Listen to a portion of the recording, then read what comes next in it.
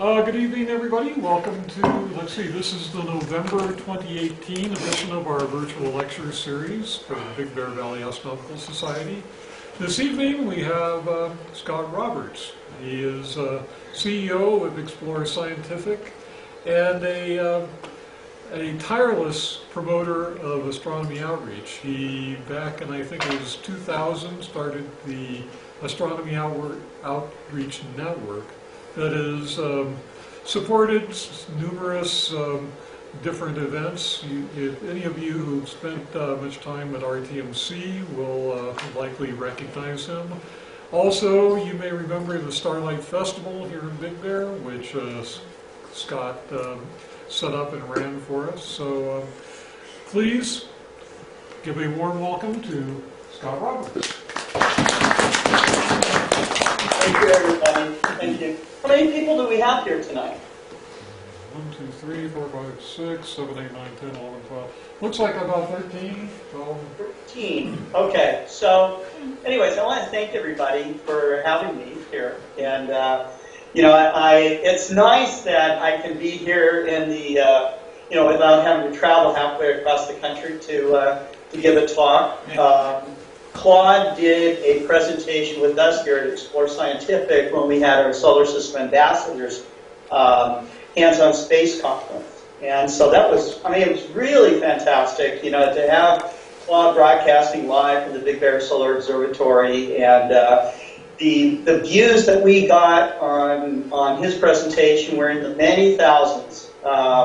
And so when you think about what we should do with the internet, astronomy outreach, it is really amazing the global reach that we have. We had people in many countries watching his program and learning about the sun, Claude gave incredible insight as to what's going on at ESO. I'm glad I didn't know that at the time. Right. So, and I almost did it again tonight here, but I couldn't quite get everything configured right with this open broadcast software that I've been using. So if any of you are interested in doing something like this, where maybe you want to do outreach to a school across the country or in another country, I'm happy to show you how to kind of configure this stuff. It's not hard. It's just a little kludgy, that's all. So, but you can do it for free, and that's really, when you think about that, I feel like I call them internet moments, because I remember when we were first using the internet and first sending email and first seeing a web page and all the rest of it. When you're all the way around the world and you're affecting people's lives through astronomy outreach education, I think you're going to feel that too. So anyhow, I am sitting here at the Explore Scientific showroom. You can see we have lots of telescopes on display here. We've got our Dobsonians down over here. Behind me is a rack of all of our refractors. We have in this showroom more equipment than I would take probably to any show. It's just the sheer number of products and stuff that we have for astronomy. We have we manage about 250 products for astronomy, and then we have a line of microscopes. We also do sports optics, that kind of thing. So we try to stay diversified, and there's challenges in trying to be in this industry because it is so. It's been described as volatile.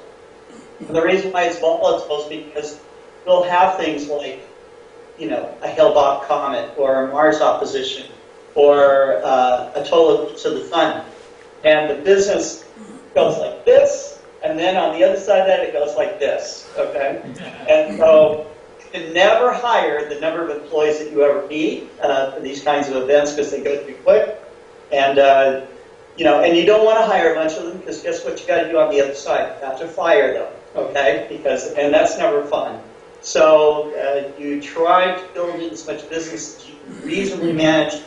But like this particular eclipse, last one, and I'm kind of digressing from my overall talk, but I'll tell you that the 2017 eclipse of the sun anyone that was in this industry selling eclipse glasses or selling solar materials, they were just going, oh, you know, I don't want to go through that again, because it was just insane. The last 3 weeks leading up to the eclipse, people rushed to go buy white light solar filters and eclipse glasses and stuff, and it was just sheer insanity. So we couldn't handle the load. In one day we got 37,000 orders. Okay.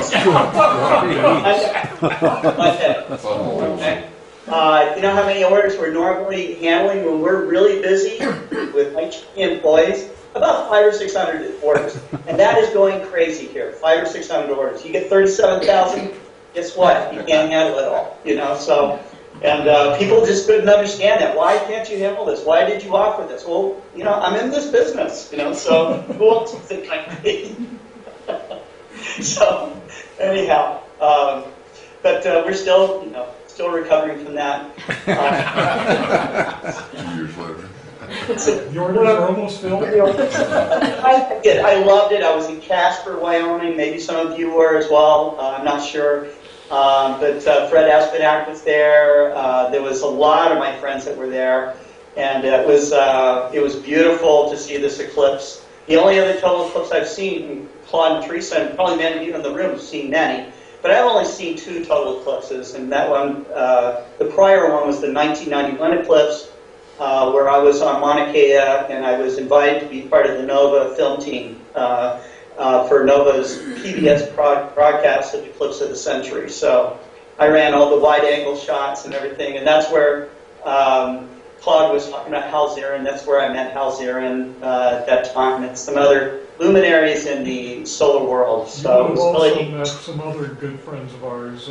Don Jennings was at the CFHT, I think it was. Oh, that's where I was. Yeah, that's where I was.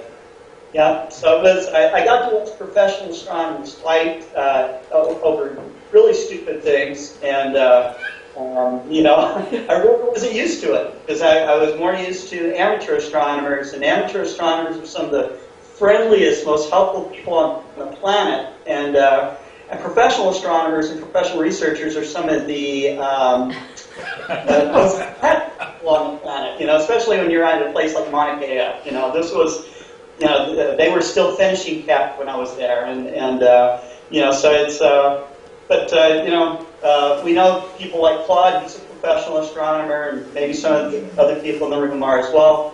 And you know, you guys are wonderful people, so glad to be here. So anyways, I'm going to switch over to my presentation, and you can interrupt me as much as you like, okay? Because I don't write down my presentations. I give informal presentations. I use a PowerPoint presentation to kind of keep me on track. You know, almost as like notes about what I'd like to talk about. But this particular presentation, I went to talk about why, you know, why explore? Why am I into this? You know, a lot of people think that you know, when I first got into it, I've always been kind of in the industry. You know, my very first beginnings is when I was a child, of course, like many of you. But I quickly went on to be into the industry, retail and manufacturing and so on. And I'll kind of step you through that. But I did want to give a big thank you to the Big Bear Valley astronomers. And Claude, you said there's, what, 13 people in the room? Is that right? I think that's what I counted quickly. Oops. Okay. All right, so I want you guys to think of a number, okay, between 1 and 13. And I want you to write it down, and I want you to give it to Claude, okay? You pick the right number, because I already have the number in my head, okay? And whoever picks that number, no matter how many of you pick it, okay, I will give a 3 millimeter 53 IP. This is our newest IP. It's not our most expensive IP, but I think it's really, You're gonna run it down. I think it's an amazing IP. Anybody pick it? Yeah, right, you know. So I have to give you that. Oh, Mr. Rashid. Yeah. Okay. Give me a paper. See everything full screen? You have an extra Good? pen? Trying to get some paper. Yeah. Pass that piece to Claude. I have a little pieces of Oh, pen. here. One little piece. Okay, can If I I could steal? use your pen, Yeah, can I steal a pen? my pen? Your pen. Your own pen? No. Please, please. Not for me. No, I pieces for me. I will be very saddened if none of you think of this number. Okay? So, Oh, I'm sorry. That's right. I just handed two pieces of paper with the same number on it I and think no there's name. 12, but anyway. Well, Put your name on it. Yeah, Everybody put your name on it. Deanna, did you? Oh, I thought you said put a number. And But, yeah. I'm not exactly prepared. I got a couple more. I'm gonna give away an eyepiece, and I don't have any tips to hand out or anything, you know. But you know, I like to give something back. Yeah, make it a little fun, you know. So this is fun.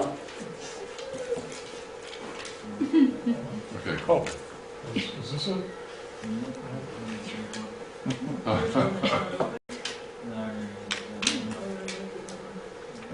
Good distraction going here. I think I had one of those telescopes. Yeah. Was that your number? 6-3 grade, signs. There was another six, Mine was an Okay. Android. All right, I've got a contribution. Oh, Okay, everyone have their number? hey, that's my number. Is it? Tom, did you put in a number? Well, he said he's got lots of eyepieces. One more's coming, okay. Now, if you guys all figure it Number out, and I'm name. gonna be doomed. Number and name. Oh, you could have warned me. You know what? I'm sure. There's some way to figure it out. Well, You okay, put a I wasn't number figuring and it then out. put your name. Oh, okay, not just my initial. There's one more. Can't put a wild card, all the numbers. No, a joker won't do it. Between 1 and 13. Okay. All numbers. Between 1 and 13, by the way. Well, it would be 14 now. Well, no, he said 113. So that's it. He's only got maximum 13, I think.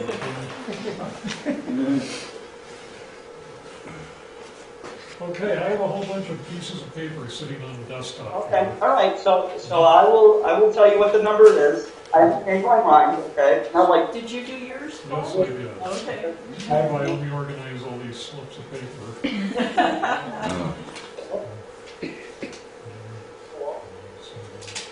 okay. I guess So, anyways, that's it.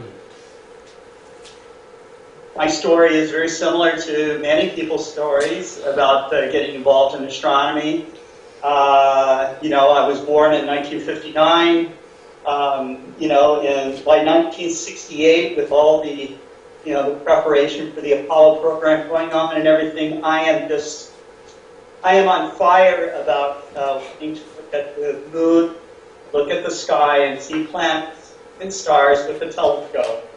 I think about it all the time, and I'm starting to drive my parents nuts. But my parents are the kind of parents that made me really want, you know, and so almost 2 years go by before they find me a telescope. I thought, for sure, 1968, I tell them, hey, I want, you know, this telescope. I think for sure they're going to get it for me. And a whole, you know, that Christmas comes and goes, no telescope. 1969, also no telescope. It's not yet in my telescope, okay? And it's a 40 millimeter refractor on a wiggly tabletop tripod, Kmart, okay, with a draw tube zoom eyepiece. Now, Teresa, Claude told me about your Kmart telescope. Yeah, it's a Sears. Mine was a Sears. No, I thought Oh, It's a Sears. It's a you Sears. had it was a Kmart. you had, you know, mine. No, I think it's a focal. I remember the brand. I remember the logo. Okay. So it's a focal Kmart brand from Sears. Okay. She's wrong. Anyways, so my parents used to let me take my toys apart, and so I took this telescope apart, and reassembled it many, many times, putting my sticky fingers on the lenses, trying to clean it with different solvents and stuff like that. I ruined the coatings, all kinds of things. But I learned how that telescope worked, and I started to understand something about optics at a young age. And so I think that kind of led me to working in this industry a little bit. And I really do owe a debt of gratitude to my parents for buying me a telescope. This was, by anyone's measure, a Christmas trash telescope. I'll tell you, this Christmas trash telescope led me on a journey that is still going on now.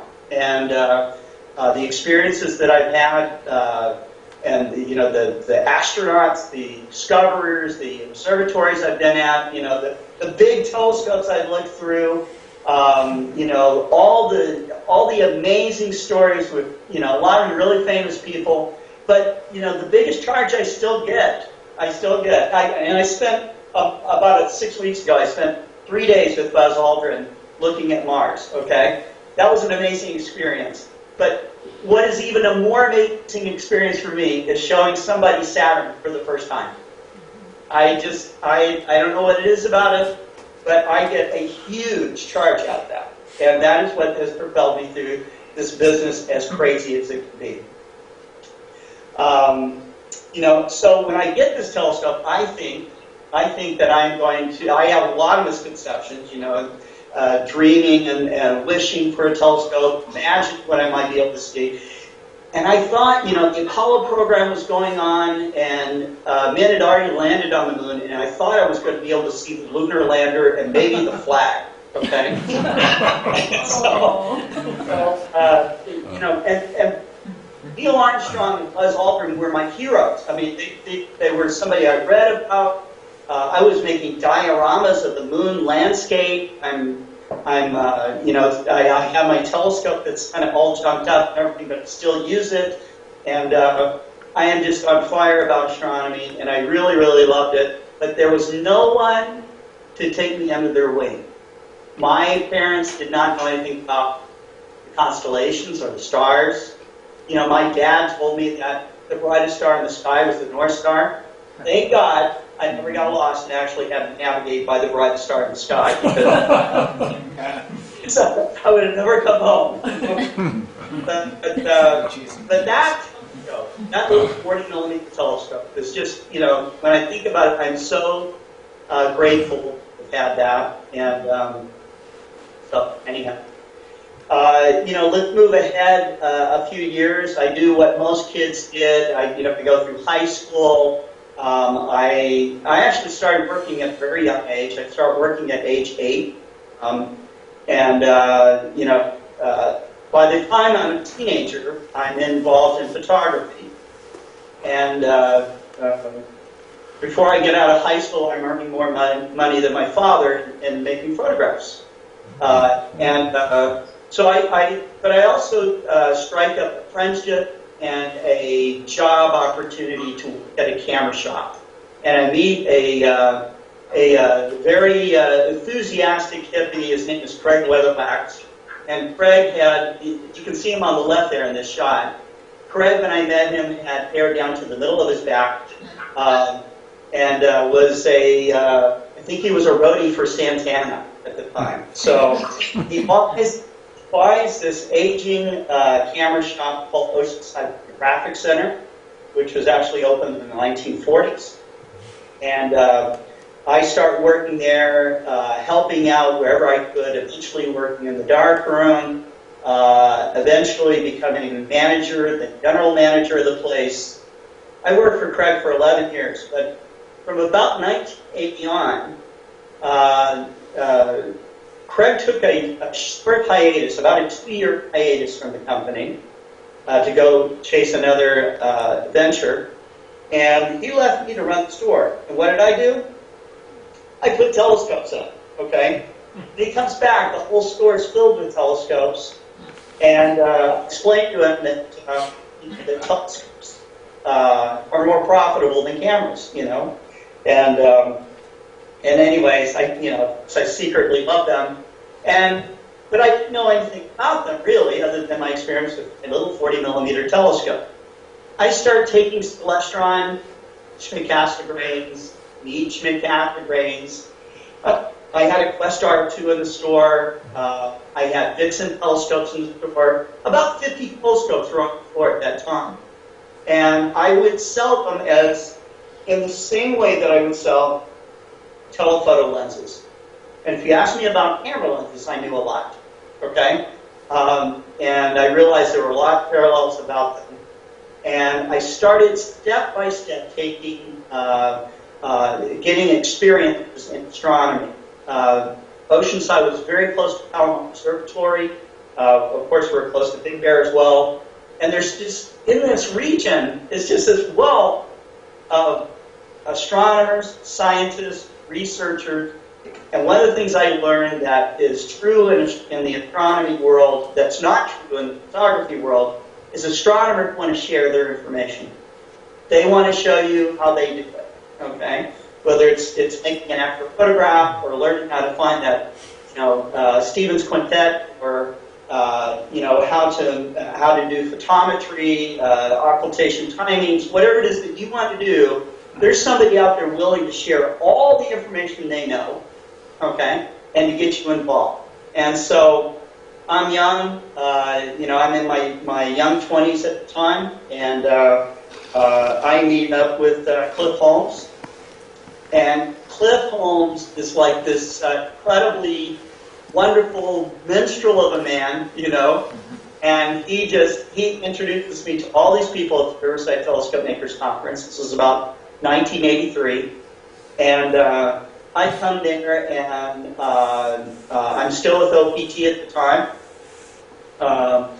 and I'm in heaven. I'm in heaven. I meet all these amazing people. I'm out under this dome of stars, and I'm literally blown away. And it just started something that has never stopped at this point. So, that's the young Scott and Craig, taken about 19. This is just before Hopkins Comet. You can see our glow-in-the-dark Hopkins Comet T-shirt. And as of about 2 years ago, at a star party, I saw somebody wearing one of these T-shirts, and it still glows in the dark, which kind of makes me worried a little bit because it might be radioactive or something. So, anyways, eventually I got my chance. By 1986, I get my chance to work for a telescope manufacturer. I applied to work at Selectron and Meade Instruments. Meade hires me the next day, and when I get hired, I'm not even allowed to talk to people on the phone or to interact with customers. They have me doing repair expedite. And so I'm learning how to repair the telescopes. And Meade had a lot of repairs, and they always have, but it was great to solve people's problems and to get them back under the stars. And Meade they opened up many, many doors to me. Including letting me develop their first website and to co-develop a lot of the products that eventually became Meade products, like the LX 200, for example. I eventually went on working overseas, and instead of working with the big scopes, I returned back to working on little telescopes. And we sold millions of little telescopes to the mass market.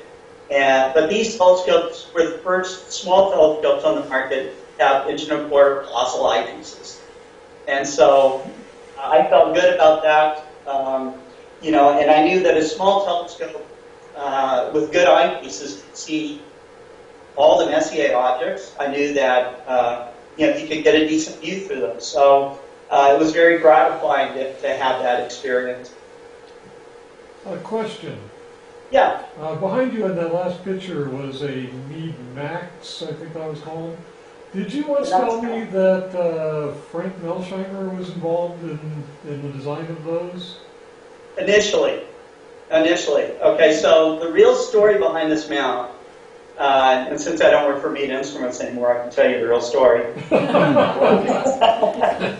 Well, I don't have to be so PC about it, but the initial work on the idea of this mount was to have Frank Melsheimer do the design from top to bottom, and he had a definite design in mind and all the rest of it. Unfortunately, what happened during this mount development was that Meade had a change of the guard for the CEO. And they decided that Melsheimer was too costly, okay? And so they said, hey, we have engineers in-house, okay? So they picked, I'm not going to name him, but they picked a young engineer and they handed the whole project to him. He'd never designed an equatorial mount before. Oh, Okay? He'd never designed an equatorial mount before. So, he reads up on them and all the rest of it. And he puts, big gear fit and all the rest of it. But the mount had many flaws in it. And so, and I know that Big Bear Observatory in particular had their woes with the mount because I replaced one or two of them at Big Bear Observatory myself. And I think that in the end, they never actually got good use out of that mount. It's still sitting in the barn here. Yes. And I was curious about that story since, of course, our 1.6 meter is a DFM mount. So several of us have had, shall we say, interactions with Dr. Frank. Yes. Yes. So, hey, my experiences with Frank Melsheimer were always positive and good. But I know that this business has people that have strong opinions. Let me say that. So, let me say that. So, and I know that there have been challenges with the BDSO mount as well. So, but this, unfortunately, I will say unfortunately, this mount from Meade Instruments had no influence whatsoever from Melsheimer. Okay? And I really felt that having Melsheimer design our mount would have been a much better route for us to go than having an inexperienced engineer design the mount. As impressive as it might look. Well, I will say Frank Melsheimer is a very talented mechanical engineer. Yes. Just don't disagree with them. There's a lot of that going on in this industry. So that's I can only imagine how Alvin Clark might have been, or John Brashear, or any of these luminaries that were throughout history. I'm sure that they all felt that they had arrived at the right decision. So you probably can't be in this business for very long unless you think like that. So I have always taken a different approach to it. My approach is I'm in this business because I like to do astronomy outreach. That's really why I'm in this business. Otherwise, I probably could have made a lot more money selling color laser copters, hard drives, routers, something, anything. But I'm not really a sales guy. I'm someone that is deeply interested and passionate about astronomy and what it does for people. I think that astronomy, gosh, if I was like a wellness guy, a wellness coach or something like that, I fantasize about taking people out and showing them the night sky and letting all their problems come into perspective when they realize our perspective of the universe. And so sometimes, if you get me going, I really will talk very philosophically about my feelings about the universe and our position in it, and so that is kind of the angle I got from. But I won't wax and wane too much about that. But just to let you know that if you get me going at a star party, I will give you an earful.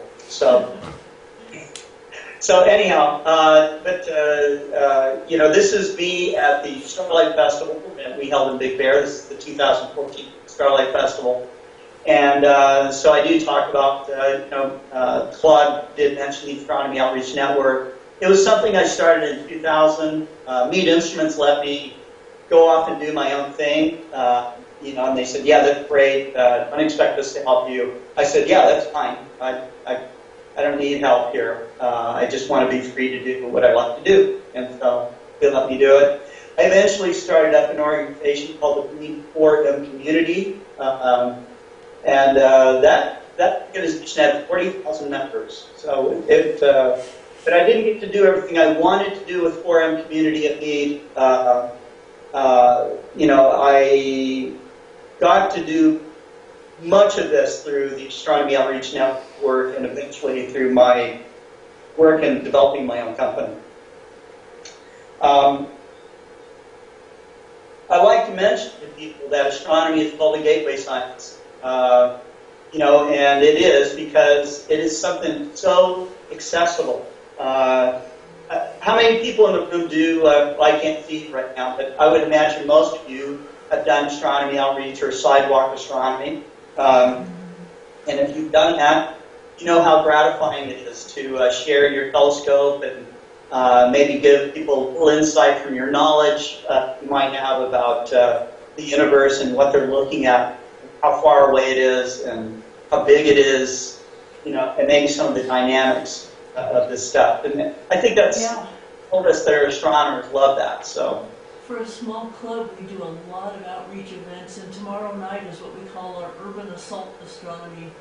We go to the village in Pine Knot Corner during first quarter moon and wait for people. We have to always convince them to look at the telescope because they expect that they have to pay money for it. Right. And we're like, no, it's free. And by the time we finally get them to look at the telescope, it's worth it though to listen, to have them put their eye down and go, oh wow, you guys, you got to see this. And then it's the people that we finally convince to look through the telescope that are out grabbing people off the sidewalk and dragging them in to take a look.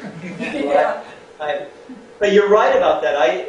Here in Fayetteville, Arkansas, there's a street called Dixon Street, and it leads right up to the University of Arkansas. It looks like a little Berkeley, and there will be thousands of young people out there going up and down the street and enjoying themselves, and I'll be out there with the telescope, and people sometimes will purposely walk around you, okay? Because they think they're going to have to pay to look in the eyepiece, So, and I never charge, but I think I'm going to get a jar and just put some dollars in there and just say, look, I'll pay for you, and just drop $1 in there, so they feel a little more comfortable or something. But what we do, we don't charge, but we do have a little donation thing because we give scholarships to local high school students, for science students.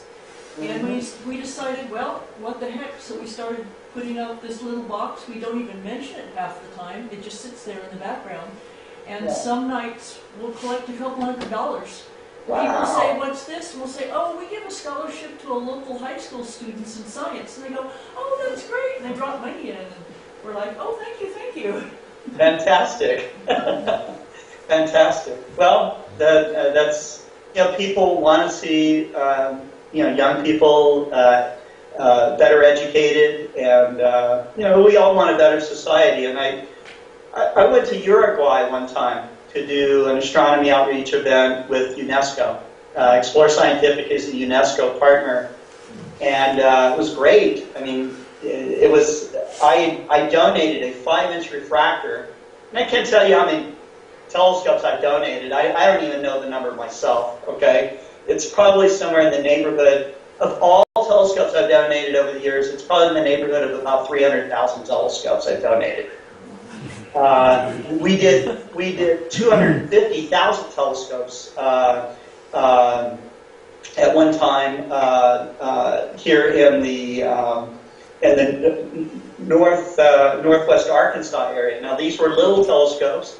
I did another batch. We did 4 containers of telescopes with Dr. Mike Reynolds, and that was many thousands of telescopes. This went to Boy Scouts and Girl Scouts and all kinds of groups. And Dr. Reynolds, I don't know how he organized this, but he's good at organizing people. He got his group to teach every one of them how to use it. So not only was he giving the equipment, but he had a program of sustainability and education. That's really what's needed, And then all the telescopes I've donated to, like, all the astronomy clubs and all the rest of it. At Mead Instruments, they had a nickname for me. They just forget away. Because I would give and give. But that was all with the support of the founder of the company. It was John Beeble. He was a very generous guy, but he never wanted anybody to know it, so he let me do it. So, but that was it. So anyways, this is us. That photograph right there is taken in Casper, Wyoming. And that's one of the telescopes that was used with, we actually set up the Exploratorium group as well. We had a setup just like that, but they had a live feed going from it. And that was one of the uplinks, I think, that NASA might have used. So it was a lot of fun. So anyways, what's important is, I don't think, in particular, I don't have any formal education in astronomy. I went to junior college, a community college for a couple of years, but I switched straight into work, okay? And, I think that no matter what your aspirations are in this particular field, I think, the mule skinner can, understand the greatest depths of the universe with, working alongside Hubble. A guy with just a high school education like myself, can go on to do anything that any amateur astronomer might dream to do. I don't think there's anything special in particular about me, except that I'm very, very passionate about this. And so this moment right here is actually just taken about, actually it was taken in August, that's when it was, because Buzz and I were out looking through a celestron telescope at Mars. And so it was great. We also went out and looked through the 100-inch of Mars, and then we went to Griffith Park. And so it was really interesting to spend time with him and to learn about his perspective on manned space travel to Mars. He's really kind of a futurist kind of guy. But anyways, that kind of concludes just my talk, okay? And I'm going to switch now. Let's get out of this.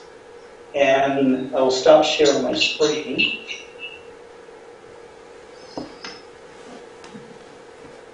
You guys see me? Okay? Yeah. Wow. Okay.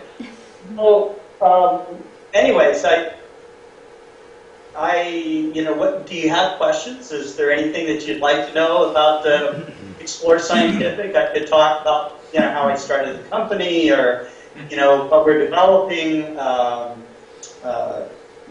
What is this group of people mostly interested in? Oh, this group is everything from rank beginners to people that work in the field, and every kind of telescope. And my question would be, what do you foresee future developments in amateur astronomy? What new hot things? Where are we going?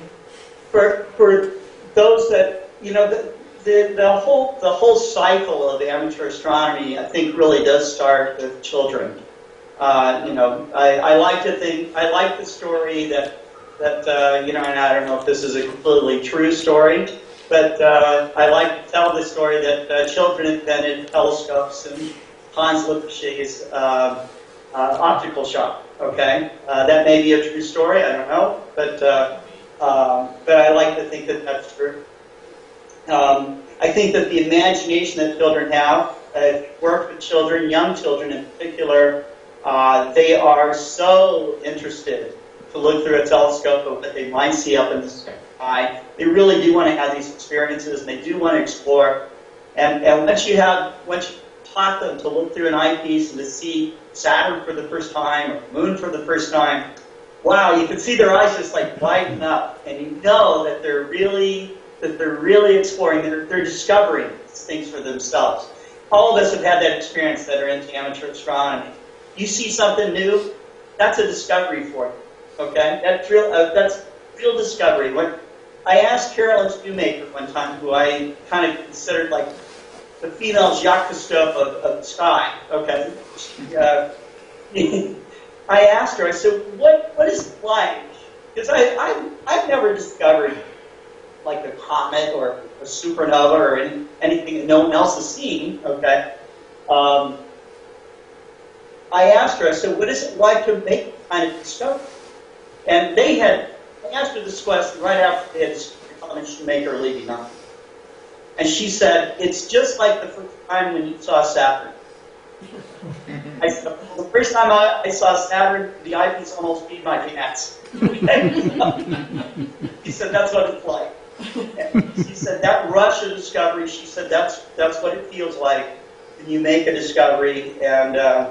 And so I can see how that's very addictive, you know, and I can see how that would make someone spend their entire life looking for comets like David Levy has, you know, for example. And so, you know, the kids start off most of the time because their grandparents or their parents have bought them a toy telescope. And behind me here, a telescope.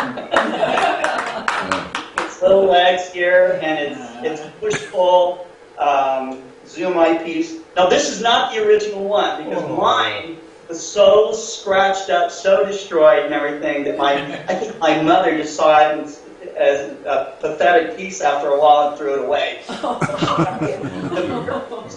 There's a story here, because I remember, goes back about 3 years ago.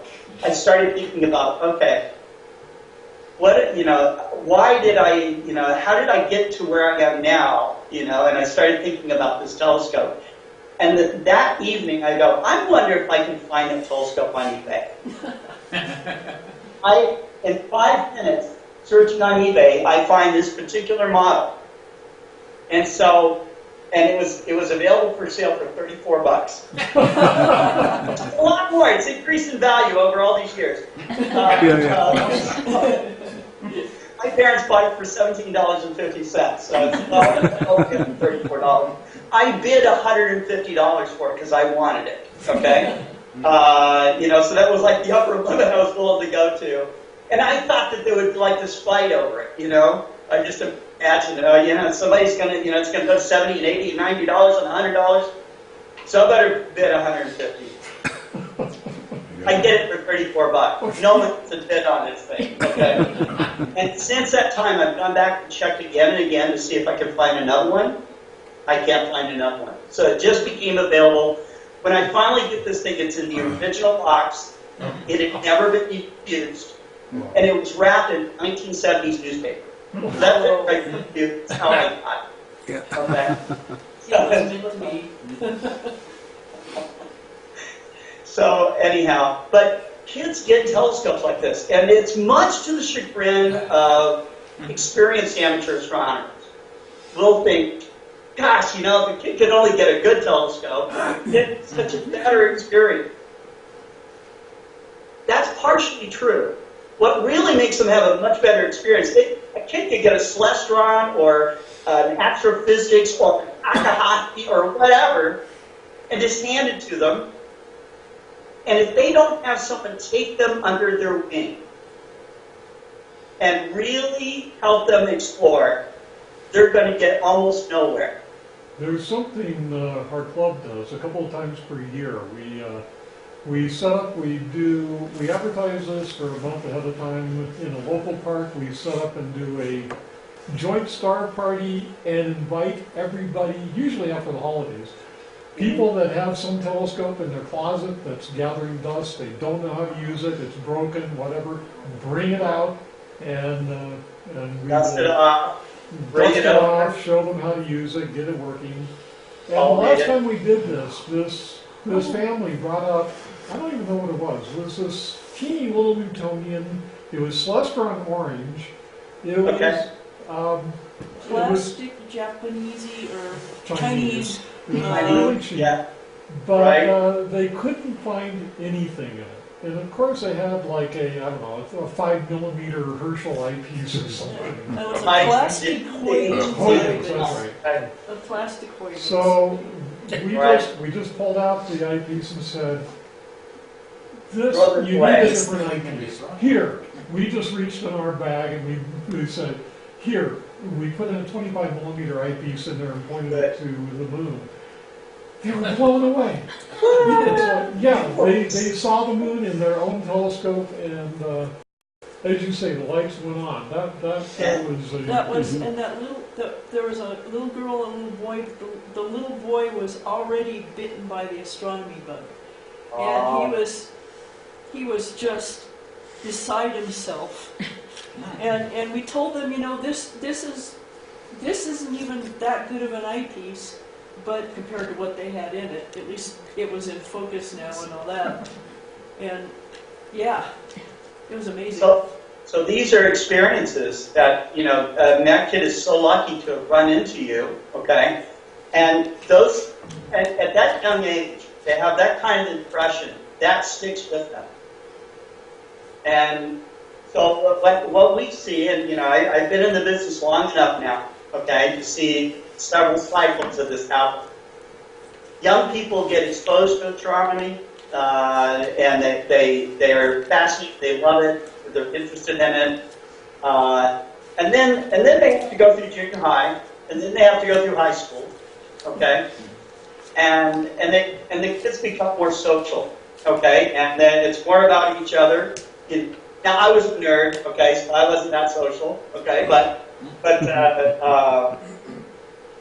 I will tell you that I too, was trying to find my spot in with my social circle that I had, and then later on, I'm already working at age 8 years old, so I'm working the whole time through elementary school, junior high, high school. And then I go on, and I actually get accepted to Art Center College of Design in Pasadena for my photography. But my parents can't, and so I dropped it. And then I was going to join the Navy, and my father said he'd kill me if I did. He was in the Navy in his young life, and he said, no Navy for you. And I just go, okay. I said, so what am I supposed to do? And he said, look, you know what you want, just go do it. And I thought, okay, how am I going to do that? I don't have a college education. I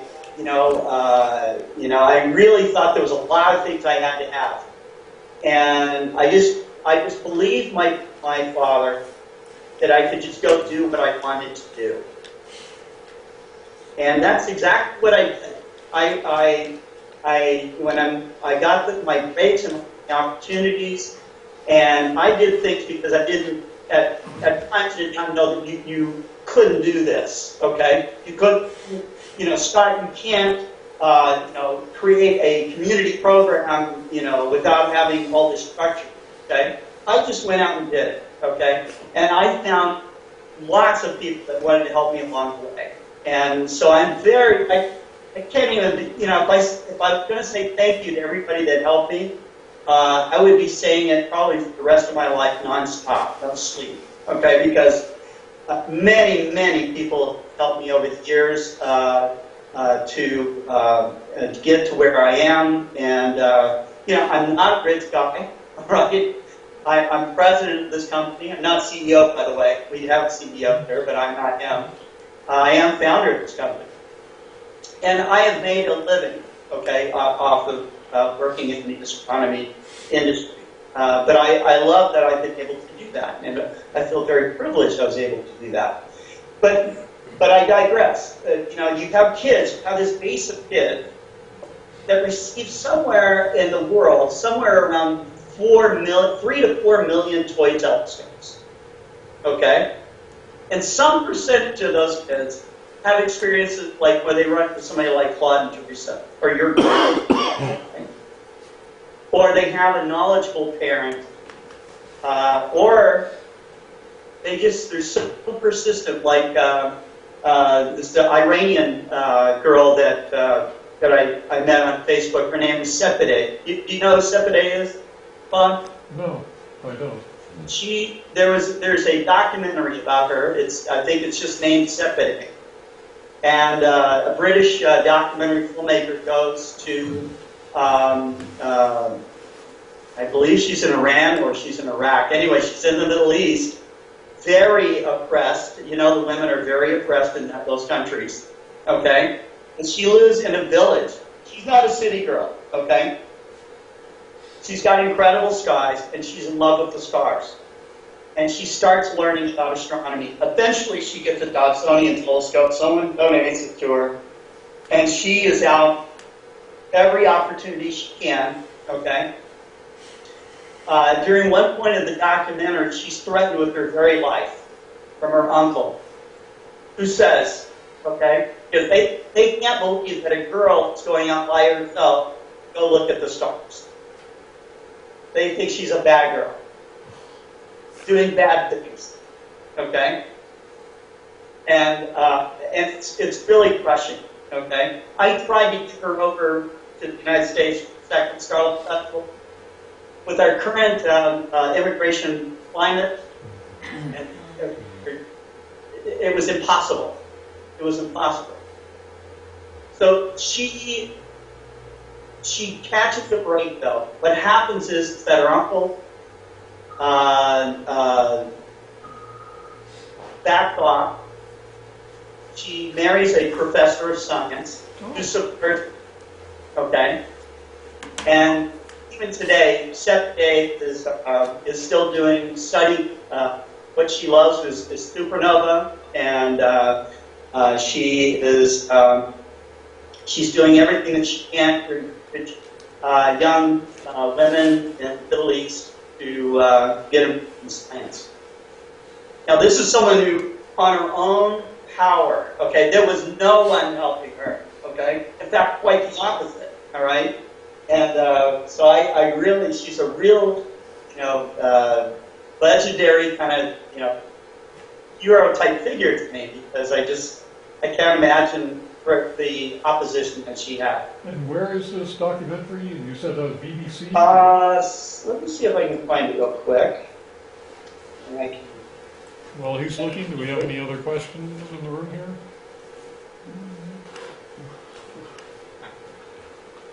Yeah, the only question is who won the telescope, right?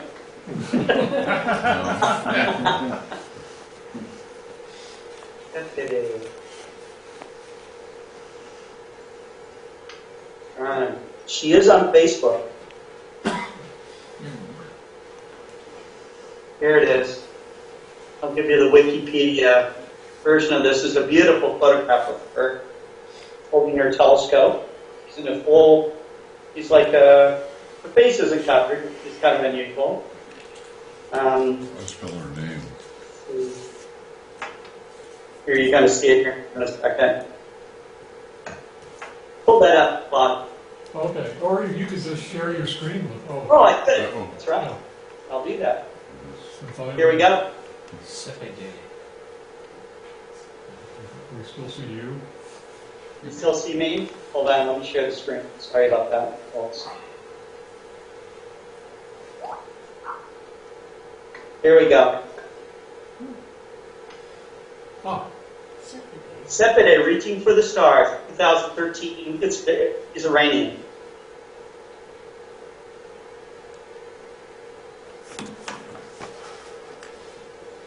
I think you can probably see it on YouTube.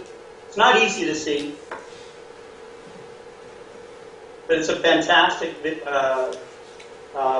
And Claude, if you want to have a showing of it or something like that, I know the director, and maybe I could get you in touch to actually have a showing of this.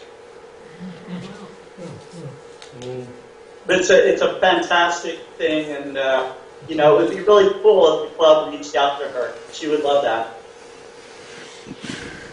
yeah, you got the information? Yeah, I did. Okay, well, thank you. Yeah, that sounds interesting. Yeah. Yeah. Yeah. So, let's see, I'm going to stop sharing. You guys see me now? Yes. Okay, all right. Did you have a question, Dick? You can look like you did. You always do. Is that perplexed? Well, outreach is not my thing so much, but, Okay. yeah, are there particular instruments or anything that are good for kids? I mean, I have a 10-inch telescope that's hard to haul around. I taught my daughters on my 13.1-inch Coulter Dobsonian. Uh-huh. Okay, they were 4 years old and 8 years old. So Jessica learned the constellation. Little 4-year-old Jessica learned to find planets in the sky and could name a couple of constellations. And she knew how to use my telescope. And so I would take them out stargazing, and they still remember this to this very day. But I would say that virtually any telescope is good. What's really great for a kid is to go off with someone that is going to nurture them and teach them how to observe these things. It does not matter what telescope it is. It's not the gear. It's not the gear. It's the people. Because it's the people that bring the universe alive. It is that information. So even if you're looking at just a single star, but if you could tell a kid, that star's, 100 light years away, and, what that means, and how they're looking back in time 100 years, and all that stuff, that's what brings it alive for them. And it's spending that time, it's spending the time with people that is so important. And to spend real time, And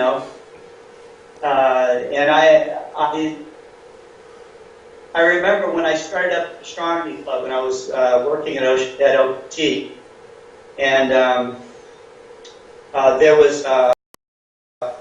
was a young kid who was about 11 years old, and his parents both physicians. I think one of them was a surgeon, and they were well off people. And they had this one single kid, just one boy, and they would drop him off at my place. My wife and I would have him over. He would sleep over at our house, and I would take him for the star parties. And then I would return the kid. They would come and pick him up after the weekend. But really, for them, it was a weekend away from the kid. So this kid had real sensitive feelings and stuff, and I was younger at the time, and so I used to tease him all the time, because when I first met him, this kid would cry at the drop of a hat. Anything could go wrong, and this kid would cry, And I kept teasing him and coddling, like that, just to kind of get him out of that, And he was part of our astronomy club, and he went to every star party that we had. And eventually he's growing up, and he goes through high school. And by the time he graduates, he goes off, and his parents send him to Cornell. And after he graduates from Cornell, he comes back and he's working at Alamo. He's on the 200-inch. And invites, you guys know Penny Destasio? You know Penny? Penny's been at TMC many times. Anyways, there, and so it was just like a big achievement, to see that kid go all the way from where he was to working at Palomar Observatory, doing some research there, and then he goes back to school again, and he becomes a surgeon. And so, I'm so happy to see something like that happen, So you just never know where being exposed to science is going to take someone. Now, he was not an underprivileged kid. His parents are in the medical field and all the rest of it. It might be expected that he would also be in the medical field, which he did go into. But that whole experience of seeing him grow up and be involved in that has been fantastic. Then I look at someone like Sepide, okay? And Sepide was in the worst of circumstances, with a family who did not want her to do this, okay? a community that did not want her to do this. And she put herself in real danger at one point. You can see that in the film. And her uncle is telling, he said, I will kill you myself if I find out that you're doing something wrong. Man. In that country, that happens. Women and girls are stoned to death, okay, for that kind of stuff. Scott, So, yeah. we have such a transient set of visitors here all the time. When we have the public star parties, you know, we can see that light come on with the kids, but then Yes. they go back home, and we don't have an opportunity to follow up with them, and that's kind of disappointing in a bit of a way. Well, look at what we're doing right now. I'm sitting here in my showroom here in Arkansas, okay? You guys are in California. We have the tools.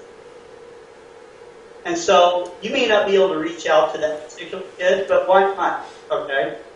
You can say, look, you guys could start a program and say, look, we love to do outreach. We all have laptops, we all have computers. Let's use them. Let's do Skype presentations like that. You know, I would challenge each one of you guys, no matter what your level is, even if you're a ranked beginner, put together a PowerPoint presentation and talk about why you're into astronomy and how they can be into astronomy too.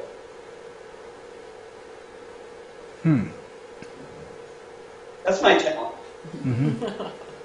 That's my challenge. So that's your homework.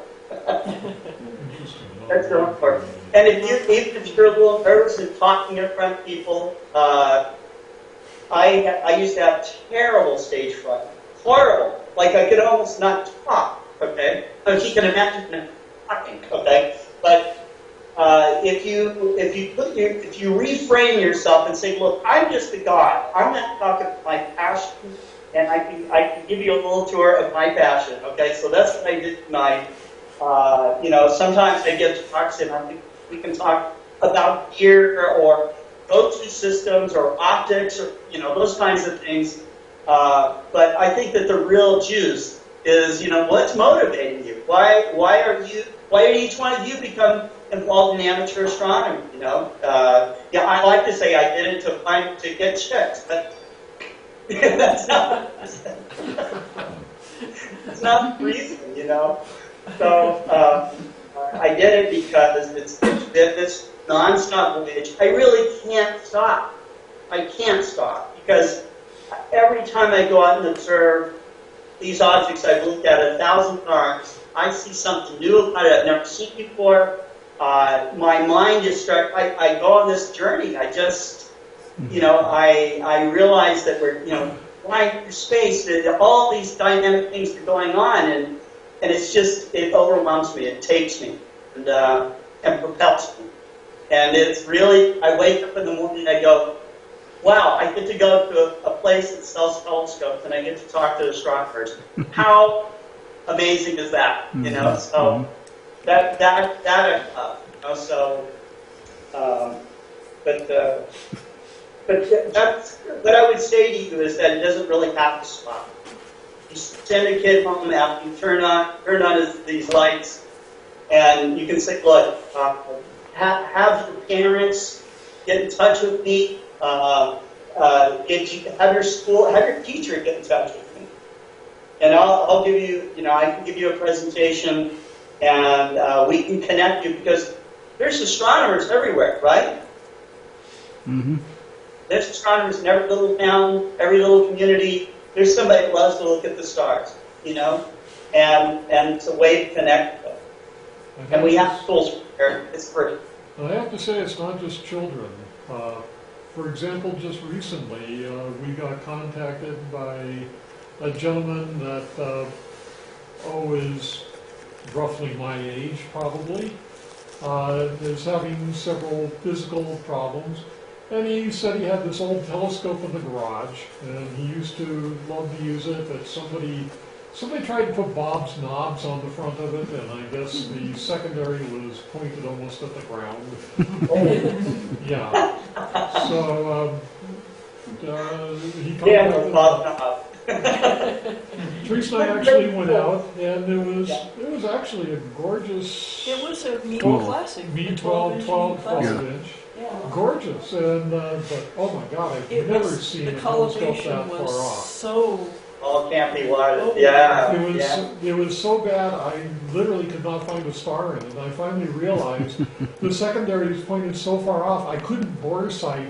You know, I just hunted around until I found a star. Flood And kept telling me, keep turning, and I'm, are you serious? Because I've never, keep turning, keep Never turning. had one that far after off. I finally found a star with the telescope off to the side, we were able to start bringing it back in. And after, once I got it, the guy was saying, "Oh, I don't know, should I donate this?" We've got it collimated for him.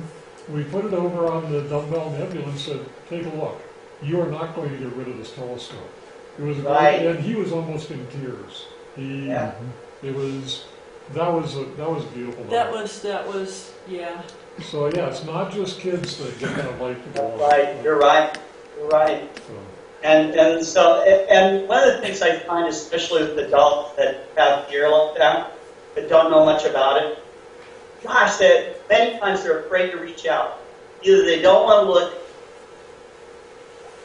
like they're not smart enough, or have the they don't know that there's somebody really willing to help them out, okay, and get them going. But a lot of our pride gets in the way a lot of times, and that, gosh, it could just get rid of pride, for a few minutes. Even my pride, it gets in the way too. And if I can just let that go, the stuff I can learn, is it's life changing. So it is. But one of the best ways to get people beyond that, where their pride's in the way, is to keep them up. Keep them up until about 2 or 3 o'clock in the morning. Okay. They get star drunk. Okay, is what I call it, because now they're kind of wobbly. That they're in the dark, and so the only thing we got now is sense of smell, So I know that's so here, so over there just by smell. And at that point, and I love this. At that point, you start asking stuff like, they'll say, "Well, do you think there's life out there? Do you think that?" Yeah, you think there's how many planets do you think are out there? What do you think is out there? And the layers, all that stuff starts peeling away. And now you become kind of come full circle like kids are. Kids at that point are like sponges; they can learn. Once we peel that crazy stuff away that we have as adults, now you can learn. Now you can discover. Now you can explore. Okay. And that's really where you want to get back to. And astronomy can do that, and astronomers can do that for each other. And and you'll see people's lights turn on. Hey, Scott, Yeah. one comment. I think you ought to work on your enthusiasm.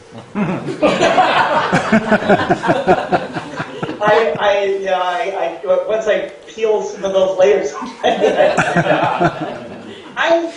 When I first started out, I was very afraid to kind of reveal myself, because I thought, first time I got up in front of that group of people at RTMC, I just go, wow, they're all like cross-armed, they're looking at me, and I'm thinking, wow, these guys, they know so much about astronomy that, if they knew that I only knew a little bit, I found out that even as much as I get to experience, and the people that I get to meet that are, professional astronomers, or whatever, we start having conversations, and I find out that the really brilliant ones always think they know almost nothing, because they're learning so much, and every time that they understand something, it's like all these new questions come out, and so they're always kind of going back to the drawing board, and I think that's really that's the process of science, I'm hearing the Bible Belt out here, okay, and I respect religion, I do, but I do have people that on Dixon Street, there are people that are holding signs saying, the end is near, and, if you've been divorced, you're committing adultery, and some very hardline kind of views like that. And I respect that, that's fine. That's, who am I to say, But I will have people challenge me, and they'll say, scientists say it's a fact that such and such. Now I'll correct them. I'll say, look, science is not really about facts. Okay? How many times in science have we learned or discovered something new, and it blew away everything that we knew? It happened with Hubble, in the 20s, when they saw a Cephid variable star, the Andromeda Galaxy, or the Andromeda Nebula, for example. Okay, suddenly the universe goes from whatever it was to millions of light years, overnight. Now they have to go back to the drawing board. They're going to do it again and again, with the gravity wave things that are going on, and, I think that maybe our generations are the last ones to have lived without artificial general intelligence. I think it's coming, Mm-hmm. And I think that the things that we will learn with the extension of the computers and the machines and the stuff that we learn with them, I think that we're about to embark on something that's going to be really amazing. So, and we'll go back to the drawing board again and again. So, that is very different. So scientific fact in pre-1920s is that what the universe was maybe 100,000 light years in diameter. Scientific fact, okay? Blown away completely. How many times has it been blown away? But better than I can. So, but I think it happens all the time, and I think it's happening much more often now than it did in the past. Well, and I remember when I was an undergraduate, we figured there's probably almost no planets in the universe. Water was probably the most rare molecule in the galaxy, and What school did you go to?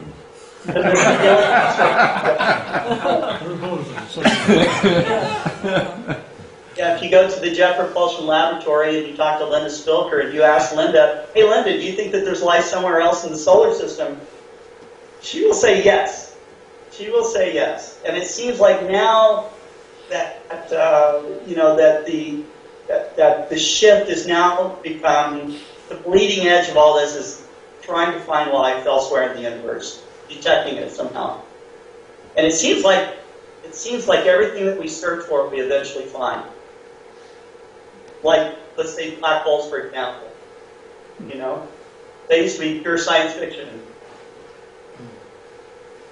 I think there's little doubt that there's black holes in existence in our universe.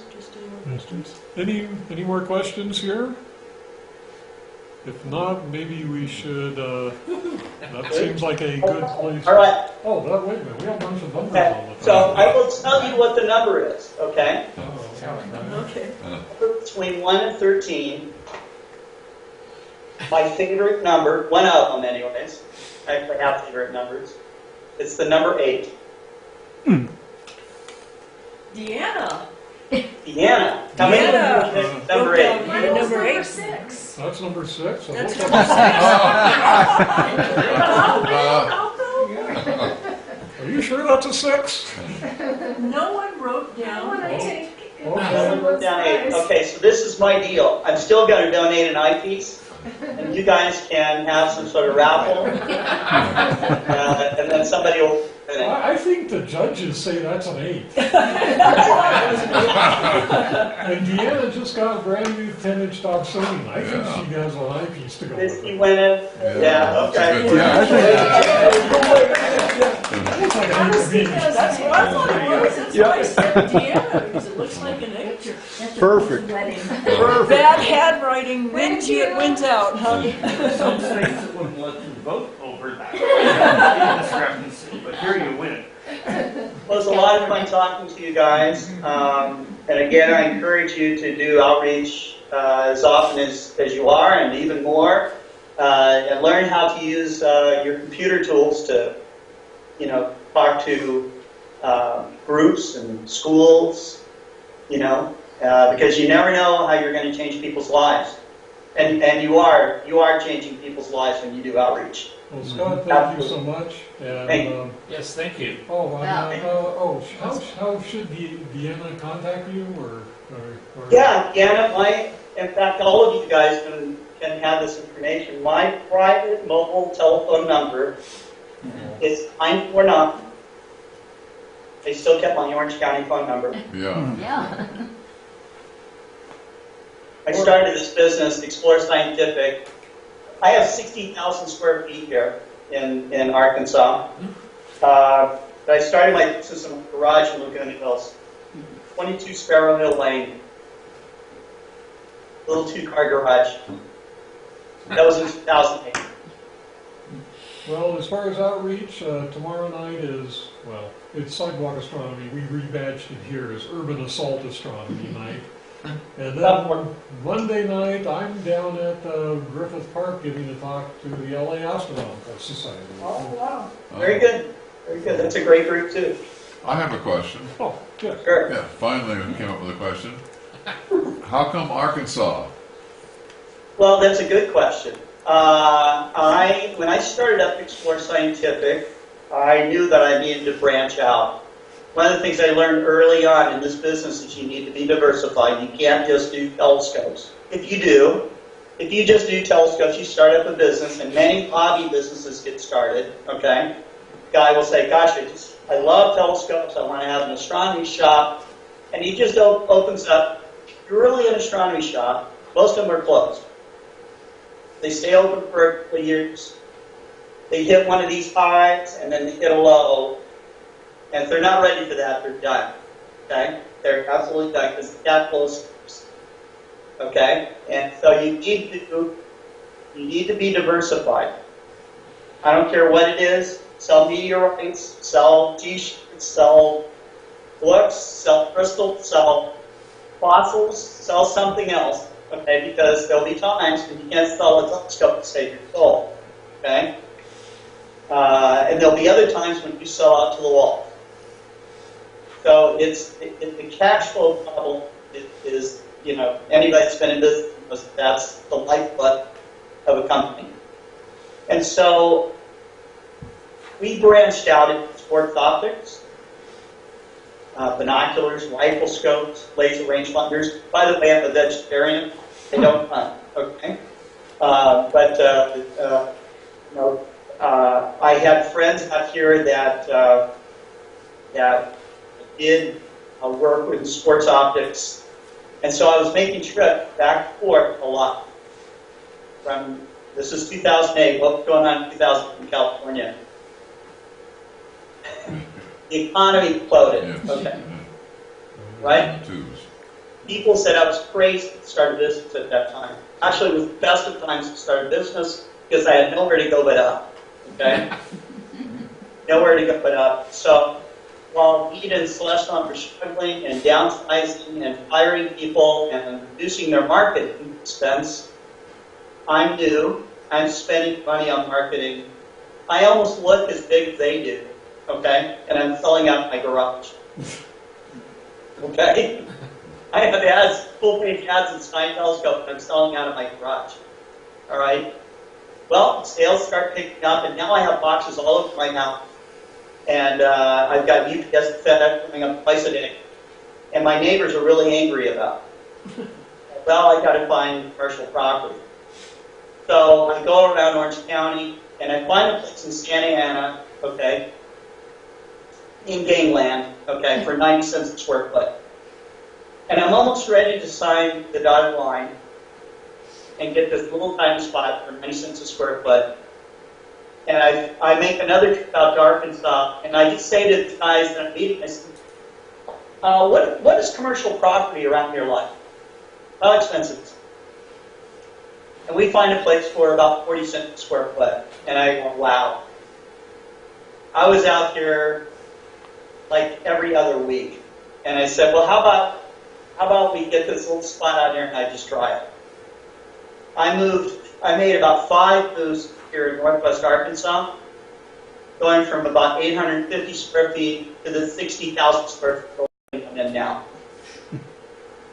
And so the showroom that you see is actually a very small part of this building. We have a full customer service area here. I have a quality control lab. I have lots of warehouse space. I have about 22 employees work here. We have a marketing team, and we have studios, and we have product development, 3D printers, that kind of stuff here. We make trips once a year. We have an international summit between our sister company, which is called Breather, German company, in Reda, Germany. That group, our group, and the Chinese group meet once a year in China, and we have a design summit. And the German team has their designs, we have our designs, and they have their designs, and we start hashing out what new products we can bring to market.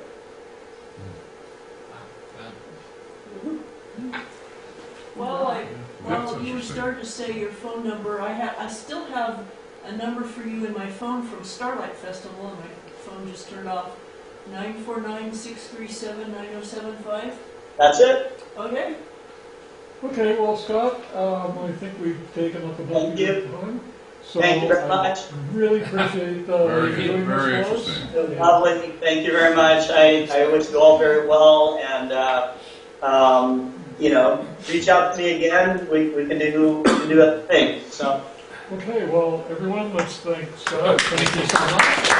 Thank you very much. And you know you're always welcome out here. So take care. Thanks. All right.